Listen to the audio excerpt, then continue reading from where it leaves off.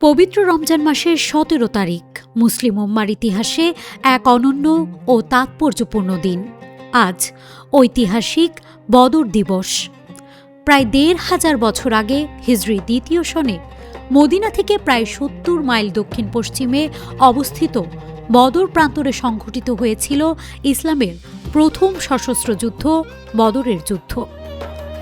ইতিহাসের এ অধ্যায় কেবল একটি সামরিক সংঘর্ষের কাহিনী নয়, বরং এটি সত্য ও মিথ্যার দ্বন্দ্বের ন্যায়ের বিজয়ের এক অনন্য দৃষ্টান্ত।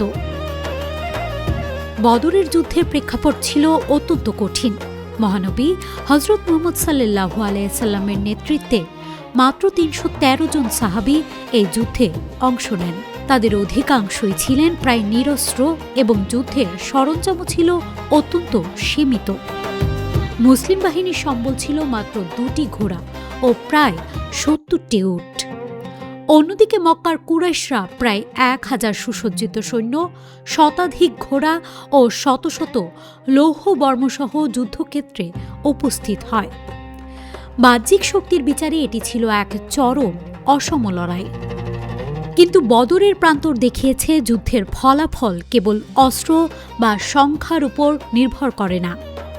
আল্লাহর উপর অটল বিশ্বাস, ন্যায়ের পক্ষে দৃঢ় অবস্থান এবং আত্মত্যাগের মানসিকতা এখানে নির্ধারণ করেছে ইতিহাসের গতিপথ।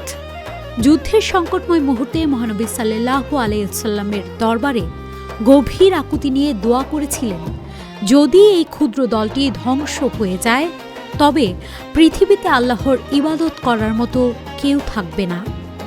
সেই প্রার্থনা কবুল হয়েছিল এবং মুসলমানরা এক ঐতিহাসিক বিজয় অর্জন করেছে। ইসলামী বর্ণনা অনুযায়ী এই যুদ্ধে কুরাইশদের প্রায় ৭০ জন নিহত এবং আরও ৭০ জন বন্দী হয়। অপরদিকে মুসলিমদের মধ্যে শহীদ হন মাত্র ১৪ জন সাহাবী। সংখ্যার বিচারে এই ফলাফল ছিল মানুষের কল্পনার বাইরে। বদরের এই বিজয় মুসলমানদের আত্মবিশ্বাস বাড়িয়ে দেয় এবং ইসলামের ইতিহাসে একটি গুরুত্বপূর্ণ মোড় সৃষ্টি হয়।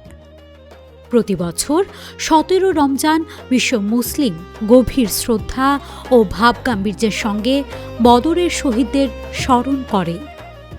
নানা আলোচনা, দোয়া ও ধর্মীয় কর্মসূচির মধ্য দিয়ে এই দিনের তাৎপর্য তুলে ধরা হয়।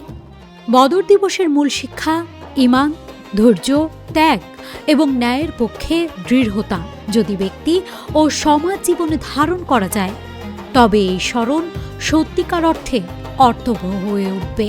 News desk, Manabzamin.